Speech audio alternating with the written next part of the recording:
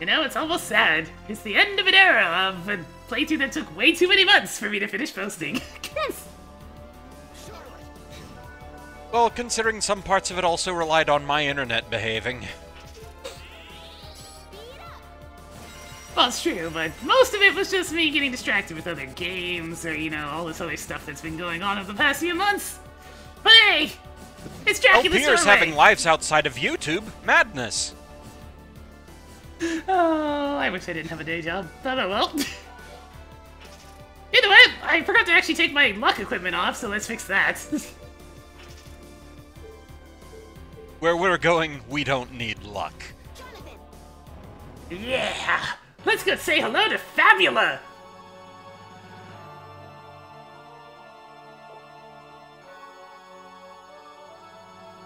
I'm waiting for it. Look at his beautiful face! Okay, yeah. Look at his pretty face! Oh, hello, Death.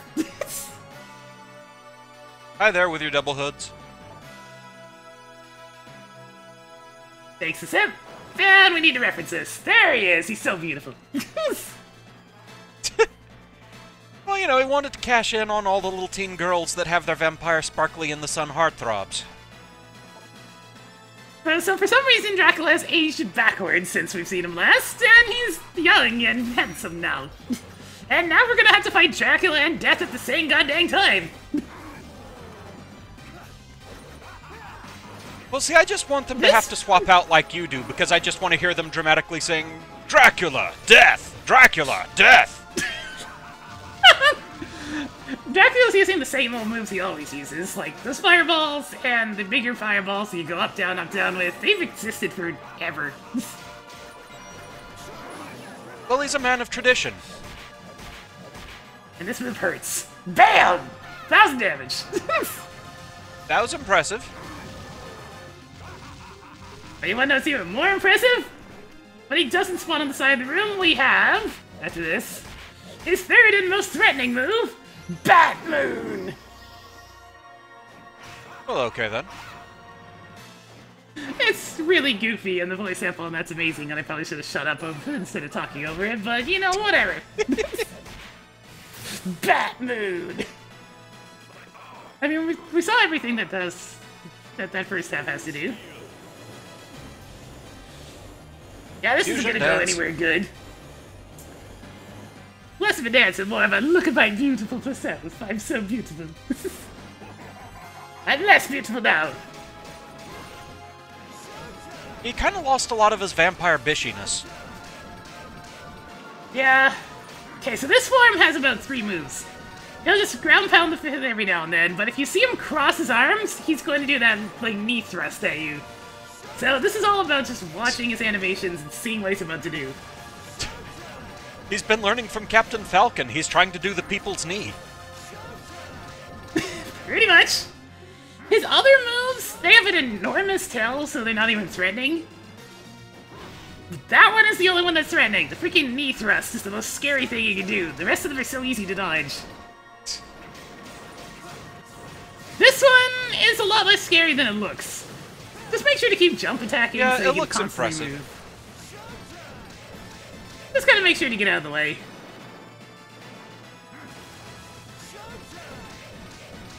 Man, Showtime. You're showing up my Heaven Sword damage so badly. Okay, then there's this move. And who needs the Vampire Killer Whip? We're just gonna Showtime him to death. This move, he always does those sides in the same pattern. So jump over the first one, and you can just crouch under the next 2 really easily. Then there's this move! Hey, this is an insta-kill, by the way, if you don't pull this off. Oh, I remember that. I learned that the hard way. Yeah, you need to do enough damage to both sides. So summoning Charlotte's actually a good idea, but I mastered Showtime, so whatever. It worked. Oh. I learned the hard way too, because I tried to keep those back with the Heaven Sword, which really doesn't do any damage to this boss. And I got crushed, and I was very, very displeased that the boss had an insta-kill.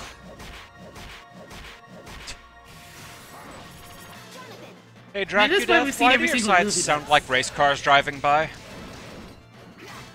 Neum! Neum! Neum! Why do his wings have such bad nails?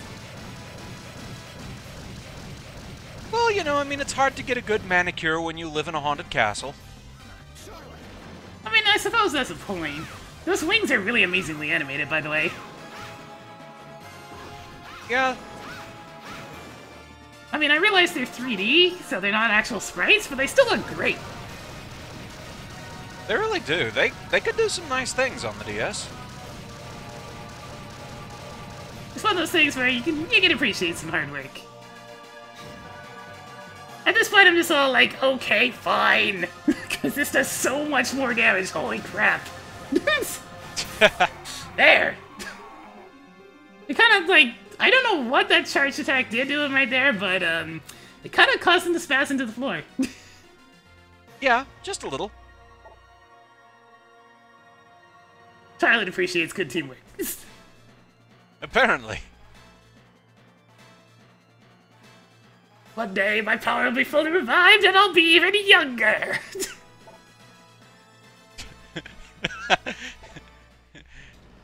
Castlevania 10, Baby Dracula. I mean, there's already... Isn't Dracula Jr. already a game? Or Kid Dracula? Yeah, I think there's something like that. You know, might happen. And so, the castle crumbles, for real this time. There go the property values. Yeah, that's okay though. Everybody made it out safe. I mean, see, we have Jonathan, we have Charlotte, we have Stella, we have Loretta. That's everybody, right? Yeah. They seem to be being able to move properly again, so they're recovered after their ordeal at least. Well, Stella's a bit of a masochist. They just had to sit out in the sunlight a little, get a little more color in their skin. Yeah, they're looking so much better. Oh, right, Eric! Right, he was still in there. No, Eric, we don't want to do any more quests. We're done. We're leaving. Eric's here to cause some of the most, like, heart-shattering portraits that this game offers. Yeah. Stella and Loretta are not going to take this overly well. I mean, to say the least.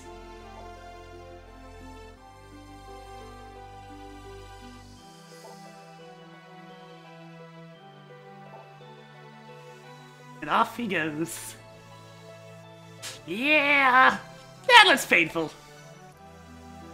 Yeah. I mean, he was a jerk with timing and everything, but still you gotta feel bad for him. It's in a quick little wave right there. And there's the other one. Yep, there's your heart. It's just been ripped out of its socket. Yeah, pretty much. Gotta get some of the feels in at the end of a Castlevania game. Indeed. And one more of those subtitles. You still got a little bit of Bronner in her. Get her!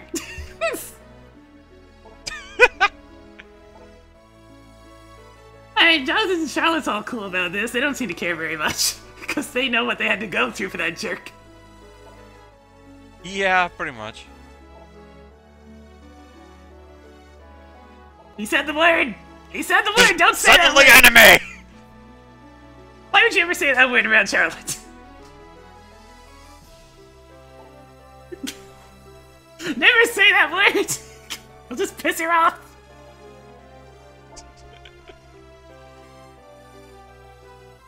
Oh. Wait, wasn't there still somebody else in the castle? Oh yeah, that guy! And so, our heroes have a new No, quest. we totally got everyone out. Ah, we have new partners in crime. Excellent. Crap, he's okay. Yeah. Dang it.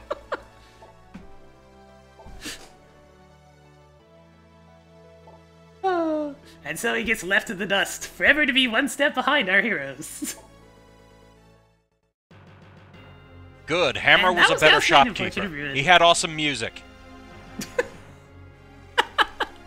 Oh, Vincent was just a liability for the entire game. Pretty much. Curry the Kid was the player program. One of those where sometimes they use some kind of odd names in the credits.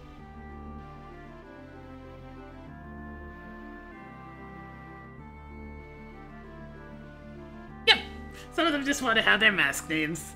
So, what's pretty clear here is the credits just go from the bottom screen back up into the top screen, which, you know, you can see them scroll on by on both sides. Yes.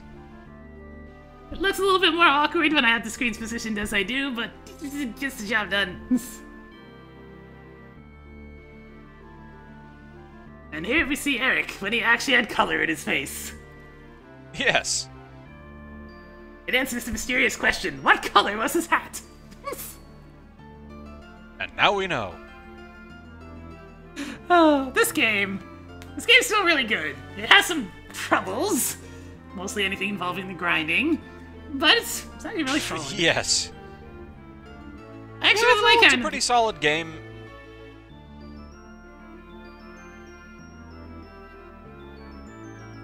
I really liked having more than one character to work with. It just gave me a different mixture of gameplay of however you wanted to approach the situation. Sometimes it was nicer to go in guns blazing with Jonathan. Sometimes you just wanted to take it easy and cast some spells.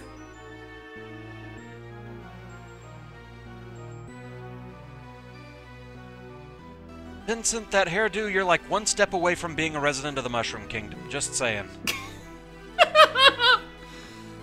And then, of course, there's the fact that this was easily one of the cheesiest Castlevania games. I mean, I know they're usually pretty cheesy, but holy crap. Yeah, this one kind of turned the humor up to 11. On top of that, actually having the portion worlds in the first place meant you were dealing with other places than just Dracula's castle all the time. Yeah. I mean, sure, it was still mostly Victorian era type of stuff, or, you know, ancient Egyptian for whatever reason, probably it's weird like that, but at least it was something new. Now, see, the funny part about all this is actually my first Castlevania game I ever played. Oh, well. How did you enjoy it for a first Castlevania game? I enjoyed it a hell of a lot. It was one of those things where I was having issues when I was first trying to play it, where it kept on freezing during, like, trying to warp, or when trying to talk to Eric, or when trying to, you know, go to a lot of other things. It was a huge problem, and I'd stuck through with it to the end because I was liking it enough despite all the freezing issues.